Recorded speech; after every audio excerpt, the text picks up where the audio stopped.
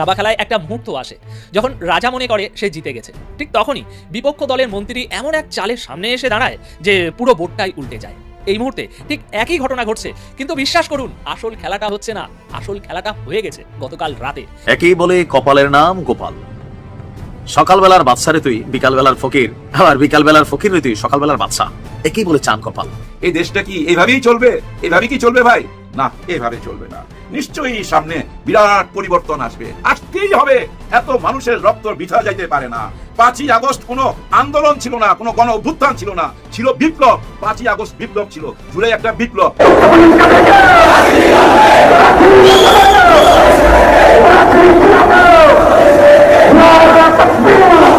রাজধানী ঢাকায় শিবিরের ঝলক দেখে ছাত্রদল বিএনপি ভয় পেয়েছে, তারা অনেকটা অবাক যে এত শিবির আসলো কোথা থেকে।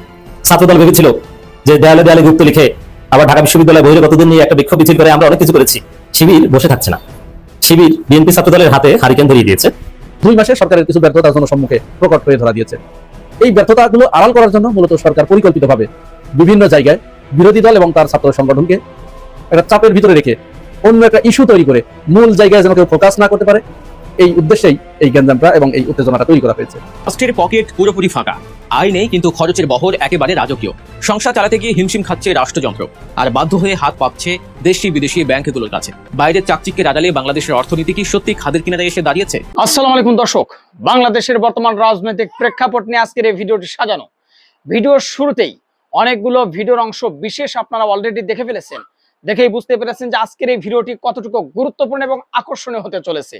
সবাইকে বলবো আজকের এই ভিডিওটি আপনাদেরকে ধৈর্য সহকারে দেখতে হবে এবং প্রত্যেকটি বিশ্লেষকের বিশ্লেষণগুলো মনোযোগ সহকারে শুনতে হবে, তাহলেই আজকের এই ভিডিওর সারমর্ম জানতে পারবেন বা বুঝতে পারবেন। তো চলুন তাহলে কথা না বাড়াই, একটা লাইক দিয়ে সবগুলো ভিডিওর বিস্তারিত আলোচনাগুলো শুনে আসি। রাজনৈতিক পরিস্থিতি আবার চরম উত্তেজনার দিকে এগিয়ে যাচ্ছে।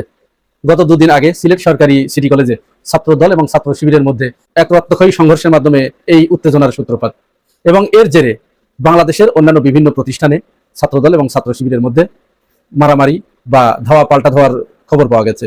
ঢাকা বিশ্ববিদ্যালয়ের বিজয় ৭১ হলে গত রাতে ছাত্রদল তারা শিবিরের সাথে উস্কানি দেওয়ার জন্য, গ্যাঞ্জাম লাগানোর জন্য বিভিন্ন জায়গায় গুপ্ত শব্দটা লিখেছে, তারপরে সেখানে ভুয়া ভুয়া স্লোগান দিয়েছে, মিছিল করেছে।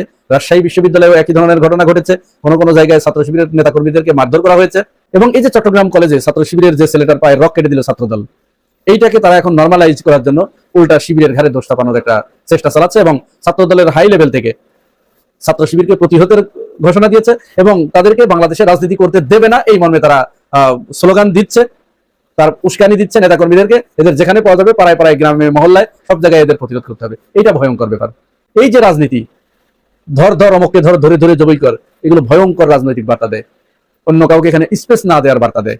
হঠাৎ করে রাজনীতি এরকম উত্তপ্ত হয়ে উঠলো কেন? এর পিছনে কিছু কারণ আছে। রাজনৈতিক বিশ্লেষক যারা, তারা কয়েকটি বিষয় সামনে এনেছে যে এই কারণে রাজনীতি হঠাৎ করে উত্তপ্ত হয়ে উঠতে পারে। 2 মাসে সরকারের কিছু ব্যর্থতার জনসম্মুখে প্রকট হয়ে ধরা দিয়েছে। এই ব্যর্থতাগুলো আড়াল করার জন্য মূলত সরকার পরিকল্পিতভাবে বিভিন্ন জায়গায় বিরোধী দল এবং তার ছাত্র সংগঠনকে একটা চাপের ভিতরে রেখে অন্য একটা ইস্যু তৈরি করে মূল জায়গায় যেন কেউ ফোকাস না করতে পারে, এই উদ্দেশ্যেই এই গ্যাঞ্জামটা এবং এই উত্তেজনাটা তৈরি করা হয়েছে। যেমন সরকার আমেরিকা থেকে খালি হাতে ফিরে এসেছে। IMF সরকারকে 1 টাকা ঋণ দেয় নাই। 35,000 কোটি টাকা ঋণের 3য় কিস্তি আনার জন্য অর্থমন্ত্রীর নেতৃত্বে একটি দল গিয়েছিল, একটি টিম গিয়েছিল। সেখানে তারা পরিষ্কার করে বলে দিয়েছে যে ব্যাংকিং খাতে তোমরা যে নীতি গ্রহণ করেছো, এটি পূর্বের সেই লুটেরাদেরকে আবার পুনর্বাসিত করার সেই নীতি।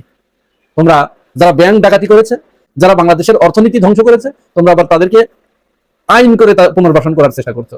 সুতরাং এই অবস্থায় আমরা আবার তাদের কাছে অর্থ ছাড় দিতে পারি না, দেয়নি, খালি হাতে ফিরে এসেছে। ওদিকে আমেরিকার সাথে বেশি মাখামাখি করতে গিয়ে কাজের কাজ কিছু হয় নাই। খলিলুর রহমান এবং জুবাইদা রহমান শূন্য হাতে ফিরে এসেছে আমেরিকা থেকে। উল্টো আমেরিকার সাথে গাঁটছড়া বাঁধার কারণে ইরান হরমুজ প্রণালী বন্ধ করে দিয়েছে, বাংলাদেশি জাহাজগুলোকে বন্ধ করে দিয়েছে, আটকে দিয়েছে, পার হতে দিচ্ছে না। পার হতে না দেওয়ার কারণে তেলের তীব্র সংকট দেখা দিচ্ছে এবং তেল পাম্পগুলোতে 5 কিলোমিটার পর্যন্ত দীর্ঘ লাইন হয়ে গেছে। সরকারের মন্ত্রীরা বলছে তেলের কোনো সংকট নেই, 2 মাসের তেল বাংলাদেশে মজুদ আছে। এগুলো ছেলে ভোলানো গল্প। এই গল্পগুলো বাংলাদেশের জনগণকে এখন বলে আর এগুলো খাওয়ানো যাবে না। শেখ হাসিনাও এরকম উন্নয়নের গল্প অনেক শুনিয়েছে, কাজের কাজ কিচ্ছু হয়নি। 2 মাসের তেল যদি মজুদ থাকে, তেলের যদি সংকট না থাকে, তেল পাম্পে কেন 5 কিলোমিটার লাইন থাকবে? এটা তো স্বাভাবিক লজিকের কথা। এগুলো আপনাদের বুঝতে কষ্ট হলেও সাধারণ জনগণের এতটুকু বুঝতে কষ্ট হয় না। একটা জিনিস যখন পাওয়া যাচ্ছে না তখনই তো মানুষ সেখানে অতিরিক্ত ভিড় করবে। আর এর ভিতরে তো অসাধু ব্যবসায়ী আছেই। ব্যবসায়ীরা এদের এমন একটা চরিত্র হয়ে গেছে বাংলাদেশের ব্যবসায়ীদের, ওরা যদি শোনে আগামীকাল কিয়ামত, তাহলে জায়নামাজ, তসবি, টুপি এবং কাফনের কাপড় এগুলো দাম বাড়িয়ে দেবে। তারা কিন্তু ভোগ করতে পারবে না, কিন্তু তাদের ওই যে মানসিক শান্তি যে আজকে আমি এত টাকা ইনকাম করলাম, মরার আগের দিন হলেও তারা এই কাজ করবে। এরপরে ডক্টর জাহেদ, প্রধানমন্ত্রীর উপদেষ্টা, তিনি বলেছিলেন এপ্রিল মাসে জ্বালানি তেলের দাম বাড়বে না। এই ঘোষণা দেবার পরে গত 18 এপ্রিল মধ্যরাত থেকে জ্বালানি তেলের নতুন দাম বৃদ্ধি করা হয়েছে এবং বাংলাদেশের ইতিহাসে সবচেয়ে বেশি দাম বাড়ানো হয়েছে। যদিও আমাদের রিজভী ভাই বলেছেন যে জনগণের দাবির মুখে আমরা দাম বাড়িয়েছি, সরকার দাম বাড়ায়নি। বয়ান চিন্তা করেন, সাধারণ মানুষকে এরা কত বেকুব ভাবে আল্লাহই জানে। সাধারণ মানুষ, যারা জনগণ খেটে খাওয়া মানুষ, এরা মনে করে যেদেরকে যা বলা যায় তাই তোতা পাখির মতো মনে হয়, ওইটাই মনে করে এবং ওইটাই বিশ্বাস করে। হ্যাঁ, কয়েক জায়গায় এরকম ঘটনা ঘটেছে যে কিছু মানুষ তেল না পেয়ে তারা বলছে প্রয়োজনে সরকার তেলের দাম বাড়িয়ে দিক, তবু আমাদের পর্যাপ্ত তেল দিক। তো এইটা এখানে কি বুঝতে বাকি থাকে এরা কারা? এইখানে এই পিছনের এই রহস্যটা উঠে এসেছে। তেল পাম্পের মালিকরা বা তেল ব্যবসায়ীরা এদেরকে সেট করেছে। মূলত তাদের উদ্দেশ্য, তাদের ফোন দিয়ে কিন্তু তারা দাম বৃদ্ধি করবে। তখন তাদেরকে ওখানে সেট করে দিয়ে ভিডিও করে ছেড়ে দিয়েছে। তারা বলছে যে সরকার প্রয়োজনে দাম বাড়াক, তবু আমাদের পর্যাপ্ত তেল দিতে হবে। আসলে তেল আছে। মন্ত্রী যে কথাটি বলেছেন তার কথা একেবারে অসত্য পুরাপুরি নয়। তেল তো কিছু আছেই। তো এই যেটুকু আছে এইটুকু বাজারে ছাড়লে এই দীর্ঘ লাইন হতো না। মূলত দাম বাড়িয়ে নেবার জন্য আগে যে কিনে এনেছে যেটা দামে, লিটার প্রতি এখন মনে করেন তারা 50 টাকা লাভ করবে, এই আশায় তেল ছাড়ছে না, দিচ্ছে না, মজুত করে ফেলেছে।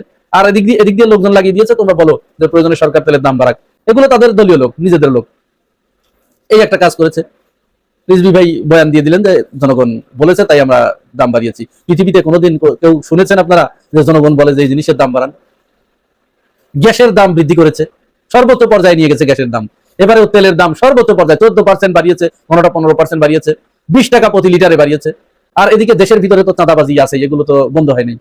চাঁদাবাজির মাত্রা দ্বিগুণ হারে বেড়ে গেছে। আর এই তেলের দাম বাড়ানোর কারণে বাসের ভাড়া বেড়ে গেছে, সবজির দাম, বাজারে দ্রব্যমূল্যের দাম বেড়ে গেছে। তো বাড়বেই, কারণ প্রত্যেকটা জিনিসটাই জ্বালানি তেলের সাথে সম্পৃক্ত। এই যে এতগুলো ব্যর্থতা, এই ব্যর্থতাগুলো যেন জনগণের সামনে না আসে। বিরোধী দল যেন জ্বালানি তেলের দাম বৃদ্ধির প্রতিবাদে মাঠে না নামতে পারে, তারপরে গ্যাসের দাম বৃদ্ধির প্রতিবাদে মাঠে না নামতে পারে, জনগণকে যাতে সজাগ করে তুলতে না পারে। এই ঘটনাগুলো আড়াল করার জন্য, ধামা চাপা দেওয়ার জন্য মূলত ক্যাম্পাসগুলোতে পরিকল্পিতভাবে এই গ্যাঞ্জামটা লাগানো হয়েছে। এছাড়া এর বাইরে অন্য কিছুই নয়। আপনারা দেখবেন 2-1 দিনের ভিতরেই বাংলাদেশের প্রত্যেকটা শিক্ষা প্রতিষ্ঠানে ছাত্রদল, ছাত্র শিবির গ্যাঞ্জাম লাগবে, মারামারি লাগবে। মিডিয়া তখন বয়ান উৎপাদন করতে লেগে যাবে, শিবিরকে এখানে দানব বানানোর চেষ্টা করবে। যদিও অস্ত্র দেখা যায় ছাত্র দলের হাতে, তারপরেও তারা বলবে যে ওইটা কুড়িয়ে পেয়েছিলাম। ছাত্র দলের ওই যে পায়ের রক কেটে দিয়েছে ওই ছেলেটার হাতে, যার হাতে ওই যে শক্ত কলম বড়, ওই কলম দেখাচ্ছে আর বলছে আসলে শিবির ওইটা নিয়ে আমার উপরে আক্রমণ করেছিল, আমি পরে ফেলে রেখে চলে গেছে, আমি ওটা কুড়িয়ে নিয়ে পুলিশকে দিতে যাচ্ছিলাম, ওই সময় হঠাৎ করে কেউ একজন ছবি তুলে আমাকে বিরক্ত করছে। আল্লাহর ফেরেশতা, একেবারে আল্লাহ নতুন একজন ফেরেশতা তৈরি করে ওখানে পাঠাইছে। যাই হোক, মূলত উদ্দেশ্য ওইটাই, জনগণের দৃষ্টিকে ভিন্ন দিকে প্রবাহিত করার জন্য। আর এই দ্রব্যমূল্যের সীমাহীন ঊর্ধ্বগতি, এই দিকে জনগণের দৃষ্টি যাতে না যায়, বিরোধী দলকে এই দিকে তাদের গ্যাঞ্জাম এইগুলো মোকাবেলা করতে ব্যস্ত রেখে তাদের ওই ব্যর্থতাগুলোকে আস্তে করে দাবিয়ে দেবে। গুপ্ত রাজনীতি, বাংলাদেশ আসলে গুপ্ত রাজনীতির যে নতুন সংজ্ঞা রচিত হচ্ছে, এটি কি নতুন একটি ডাইভার্সন হচ্ছে যে বাংলাদেশে এখন গুপ্ত দিয়ে কোনো একটি দলকে সাইজ করা হবে, নাকি বাংলাদেশ তার পেছনের ভুলগুলো থেকে শিক্ষা নেবে না, নাকি বাংলাদেশের এমন কিছু নিকট কি বলবো সমস্যা আছে যেগুলোকে দূর করার জন্য গুপ্ত রাজনীতিকে সামনে আনা হচ্ছে? যদি আমি খুলে বলি, বর্তমান যে নতুন সরকার এসছেন, এই সরকারের মধ্যে আমরা এখন কোনো নতুন চমক দেখিনি। আমরা চমকের প্রত্যাশায় আছি। সরকারের এখন খুব লম্বা সময় পার হয়নি, আশা করি সামনে অনেক লম্বা সময় তারা চমক দেখাবেন। কিন্তু চমক দেখাতে না পারলেও অনেক ব্যর্থতা আমরা ইতিমধ্যে দেখেছি। কেন যেন মনে হচ্ছে ব্যর্থতা ঢাকার জন্য গুপ্তকে সামনে আনা হচ্ছে। গত 54 বছরে বাংলাদেশে আমরা দেখেছি রাজাকার সংজ্ঞায়িত করে রাজনীতির একটা প্রেক্ষাপট তৈরি করতে রাজাকার শব্দ নিয়ে রাজনীতি হয়েছে, এখন হচ্ছে গুপ্ত নিয়ে রাজনীতি। শেখ হাসিনা যখন রাজাকার শব্দটা উচ্চারণ করে ক্ষমতা হারালেন, তখন আজকের সরকারি দল এই রাজাকার শব্দটা বলতে আর সাহস পাচ্ছেন না, তাই তারা একটা গুপ্ত শব্দকে আবিষ্কার করেছেন এবং এটা দিয়ে রাজনীতি করতে চান। দর্শক, আসলে ঘটেছে কি বাংলাদেশের প্রেক্ষাপটে দেখেন। আপনি তো শুনতে এবং দেখতে পাচ্ছেন, যদি শোনার ক্ষেত্রে বা দেখার ক্ষেত্রে কোনো প্রবলেম হয় আমাকে কমেন্ট করবেন। দেখা যাচ্ছে তোকে আর সর। দর্শক, চিটাগংয়ের সিটি কলেজ, সেখানে একটি গ্রাফিতি দেয়ালের অঙ্কন ছিল, সেখানে ছাত্রলীগ নিষিদ্ধের দাবি তুলেছিল কোনো একটি ছাত্র সংগঠন, হতে পারে শিবির বা কোনো অন্য সংগঠন। তো ছাত্র রাজনীতি বা ছাত্রলীগের রাজনীতি, এটার বিরুদ্ধে গ্রাফিতি তৈরি করা হয়েছিল। ছাত্রদল এই শব্দটি পছন্দ করতে পারেনি। তাদের অন্যতম প্রিয় ছাত্র সংগঠন ছাত্রলীগের বিরুদ্ধে ছাত্রদলের এই বক্তব্যটি পছন্দ হয়নি। তারা সেখানে গুপ্ত শব্দটা যোগ করে দিয়েছে, ছাত্র শব্দটা মুছে দিয়ে। প্রথম প্রশ্ন, ছাত্রলীগের রাজনীতি নিষিদ্ধের দাবি করলে ছাত্রদলের কষ্ট লাগবে কেন? নাকি তারা মুদ্রার এপিটোপিট নিজেকে মনে করছে? প্রথম প্রশ্ন। তারা ছাত্র শব্দটা মুছে দিয়ে গুপ্ত লিখলো কেন? তাদের প্রায় 20 বছরের সহযাত্রী ছাত্রদল, শিবির, বিএনপি, জামাত, এবং তারা এখন বর্তমানে ক্ষমতায় আছে। এই দেশকে এগিয়ে নিতে হলে এই দুটো দলকে বিভিন্ন ইস্যুতে এক প্ল্যাটফর্মে আসতে হবে, এবং আসলেই তবে দেশ এগিয়ে যাবে। গত 54 বছরে আমরা পারিনি বলে বাংলাদেশ পিছিয়েছে। তারেক রহমান চান দেশকে এগিয়ে নিতে। তারপর ছাত্র শিবিরের সভাপতি সেই গুপ্ত লেখাটির সামনে দাঁড়িয়ে ছবি তুলেছেন, ফেসবুকে পোস্ট করে ছাত্রদলকে ধন্যবাদ দিয়েছেন, উইশ করেছেন যে ছাত্রদল ভালো কাজ করেছে। অর্থাৎ শিবির এটাকে নিয়ে একটা নতুন খেলা খেলেছে। ছাত্রদল শিবিরকে কটাক্ষ করতে গুপ্ত লিখেছে, শিবির সেটার সামনে ছবি তুলে ফেসবুকে ছাত্রদলকে ধন্যবাদ দিয়েছে। ছাত্রদল নিতে পারেনি, কিরে তোদেরকে তো খোঁচা মারার জন্য আমরা এটা করলাম, তোরা খুশি হয়ে আবার ছবি আপলোড দিলি কেন? ব্যাস, এক পক্ষের সাথে আরেক পক্ষের মারমুখী অবস্থান।